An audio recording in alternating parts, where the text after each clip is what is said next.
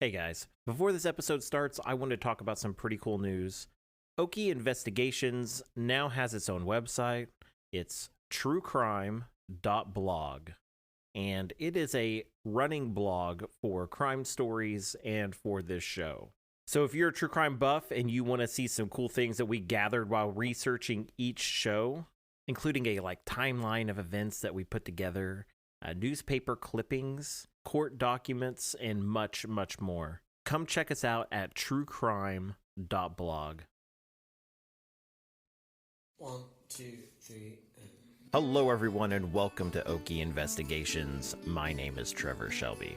In this episode, we're going to discuss two simultaneous bank robberies in 1927, led by one of Oklahoma's most infamous bandits.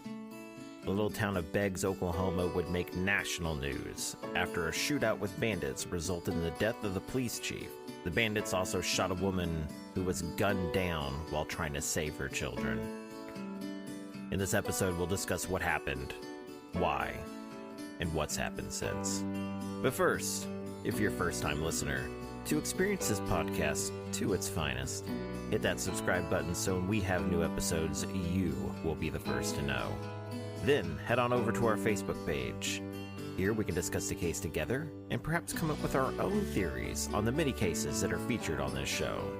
You can find us at facebook.com/Okie Investigation. Now sit back and I hope you enjoy the story of Matthew Kimes and the Briggs, Oklahoma bank robberies. May 18th, 1927. Briggs, Oklahoma. A small town nestled near Okmulgee and Tulsa, Oklahoma. They were on a paved highway that led to Tulsa. That doesn't sound like a big deal now, but back then, there were not many paved highways in that area. This meant that more people could come through town with ease and at a better traveling speed. This also meant that all kinds of people that would be able to visit the little town, even the ones that intend on doing harm.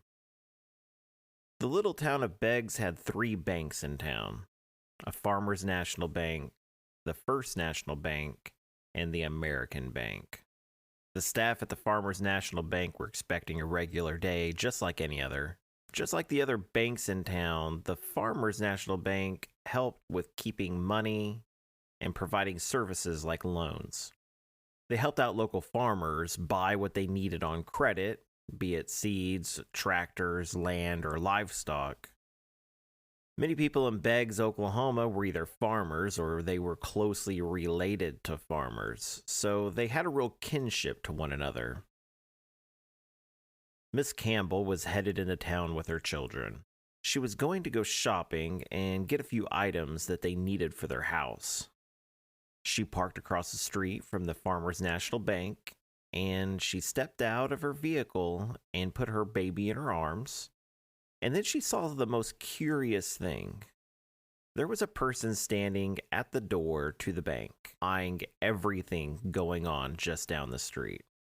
She then saw, as plain as day through the windows, men with guns drawn, talking to the tellers. Bank robberies were not unheard of in Briggs. They were an isolated town that made them vulnerable.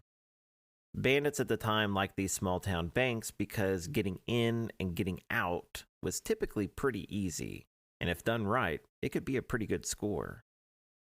Miss Campbell told her children to wait in the car, and with her baby in hand, she walked without haste as to not raise suspicion, and walked over to the pool hall to let someone know what was going on. She walked inside, and that's where she found Marshall McAnnally having a conversation with the owner. It was by luck that she were to run into the marshal here. He was about to leave for the day. It was his and his wife's 37th year anniversary. When she spotted the marshal, she yelled, "Someone is robbing the bank!" Quickly, the marshal and the owner of the pool hall jumped into action. The marshal stepped outside and faced the bank as the bandits were loading up in their vehicle. The marshal wasn't going to give them a chance to get away. He took aim, opened fire on them, and they responded with a hail of gunfire back. Scared for her children, Miss Campbell dashed from the pool hall and ran back towards her vehicle. The bandits targeted her, and she was shot in the neck. With her baby in her arms, she fell to the ground. The owner of the pool hall had only went out to witness what was going on. He was fired at as well. He quickly retreated back into his place of business, as he did not have a weapon himself. As the vehicle sped away, the marshal stepped out from cover to continue to fire at the fleeing vehicle. As he stepped out into the street, he didn't notice that from behind, another car was speeding towards him. A man leaned out of the side of the car and aimed a sawed-off shotgun at the officer and fired. Marshal McAnnally died instantly. 3 cars in all sped away from the little town. As they did so, they fired wildly in the sides of buildings, breaking windows, causing chaos in their wake. The townspeople were not going to take this lightly. Quickly responding to the shots, they formed a posse, gathered weapons, and found a car to pursue them. They drove off into the direction that the bandits went, but the only thing they found was one of their cars, empty. It seemed that they had suffered a flat tire, either from driving too fast down the bumpy road, or one of McAnnally's shots had done the job. There was also blood in the back of the vehicle. It seemed that they didn't all get out unscathed. The news quickly spread that 2 of the 3 banks had been robbed at precisely the same time. Both the Farmers National Bank and the First National Bank.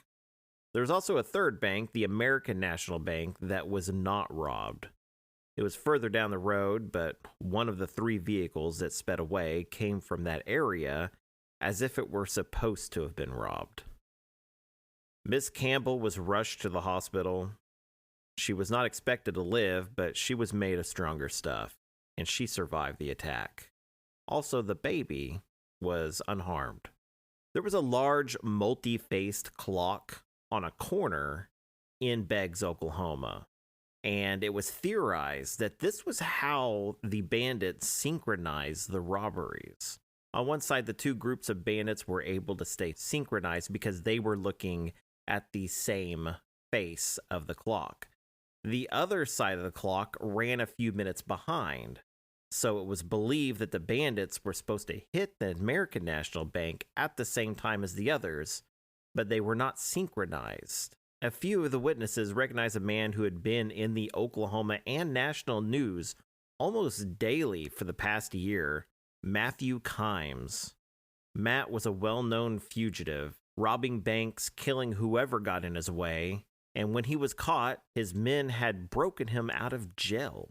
He was one of the hardest outlaws to catch, always seeming to be one step ahead of the marshals. By this time, it was almost a joke. If someone lost their keys, they would say, "I bet Kimes' gang had something to do with this." Or, "Was Matthew Kimes in town?" Shortly before this robbery, Kimes had been sentenced to life in prison, and he was actually broken out of jail before he was able to be locked down in prison. Part of his success was that it seemed that he was always traveling, never staying in one place for too long. There were reports of sightings of him all over the place, so it seemed like he was everywhere and nowhere, all at the same time. Some of the stories seemed way too fantastic to have actually been Kimes behind the act, but there was a reason that the bankers and Briggs would know who Kimes was. A year before this robbery, Matt Kimes robbed the same Farmers National Bank. The manhunt was on, but the police had little to go on. Kimes and his gang were masters at hiding, and they had little to no leads on where they were heading. Days would go by without a break in the case. The Oklahoma Bankers Association decided to protect their employees at any cost. They placed a bounty on the gang's head. This notice was sent to every bank in the state and began with a $500 bounty. Each bank then donated to that bounty, and within a couple of days, it had swelled to $50,000 bounty on the capture of the gang, dead or alive. Some bankers in the state crossed out the words alive, believing that if caught alive, he would just escape again. On May 31st, 1927, officers were able to arrest 6 men connected with the Kimes gang. 3 of which were believed to have been present at the robberies and subsequent murder in Beggs. 2 of the men, Blackie Wilson and Owen Edwards, were arrested after an impressive shootout with officers in Borger, Texas. The 3 known members of the gang that were present in the Beggs robbery and murder were charged with that murder. The others were just charged as accomplices. On June 15th in Drumright, Oklahoma, Mr. and Mrs. Orville Noble had just stopped by a friend's house for a quick visit. No sooner had they walked inside the door, they heard a car engine come to life. When the Nobles looked back, they saw their car driving away. Miss Noble was frantic. Their 2-year-old son was asleep in the back seat. The unknowing kidnapper soon realized that the sleeping child was in the back seat. He pulled the car over into a vacant lot and pulled the sleeping child out of the car. He was wrapped in a coat and gently placed him on the ground where he would be found. Soon after, a few boys that were playing in the neighborhood found the young boy asleep and brought him to authorities. The thief was on his own at the time and keen to get out of town. He was speeding to get out of Drumright when he saw a roadblock up ahead. Officers were already on to him and were covering all major roads that led out of town. This roadblock, however, only had 1 officer watching it. He rolled up slowly, and when the officer approached his car, he pulled out a sawed-off shotgun and aimed it at the officer. The thief then took the officer down the road and tied him to a tree. The officer said that he thought it was Kimes, and he asked him. The man admitted his identity and proved it by showing him some photos of himself. What a strange sight it would be to see an officer tied to a tree looking at photos with a known killer. Kimes then sped off in his stolen Buick Roadster. Another posse was formed, but they were about as lucky as the last. They found the stolen vehicle abandoned in Oilton, Oklahoma, just west of Tulsa. Seeing that things were getting a little too hot in Oklahoma, Matt Kimes quickly plotted his escape from the Sooner State. Little did he know that this would be his undoing. 9 days after his flight from capture in Drumright, Kimes was spotted by forest rangers at the Grand Canyon National Park. Kimes signed in at the station as Henry Watkins from Oklahoma. The Rangers phoned ahead to local law enforcement and the hotel where he was headed to who was actually coming. Kimes parked his car at the hotel and took a short walk over to the rim of the Grand Canyon. Below him was a slope that dropped hundreds of feet.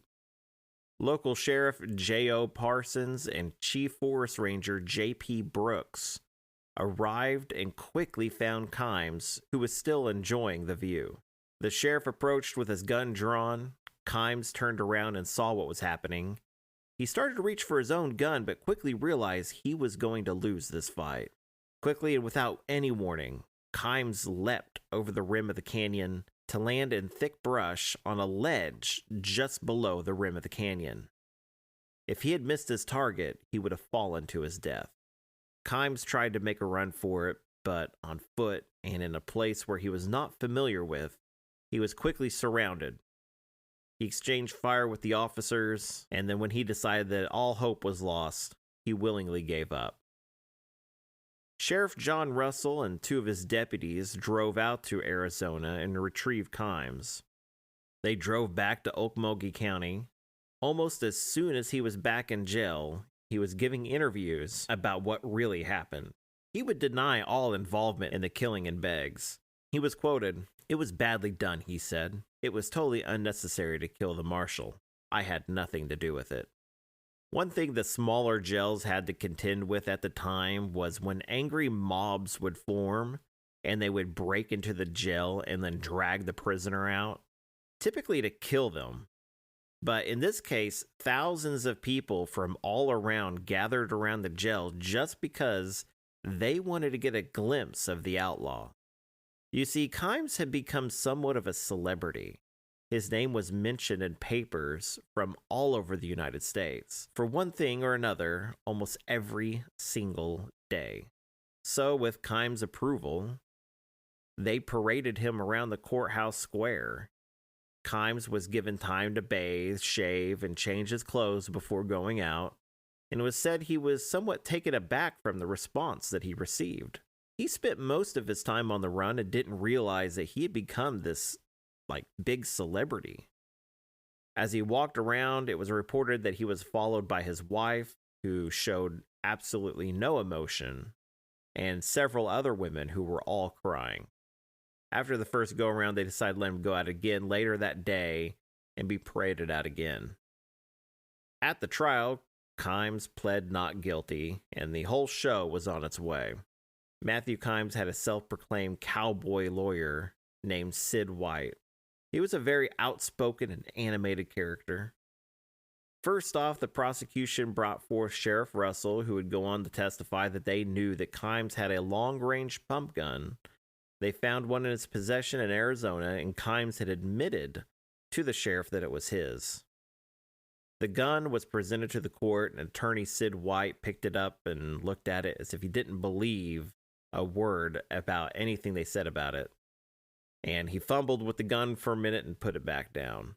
Kimes' gang member Roy Blackie Wilson had turned state evidence against his fellow gang members for a lighter sentence.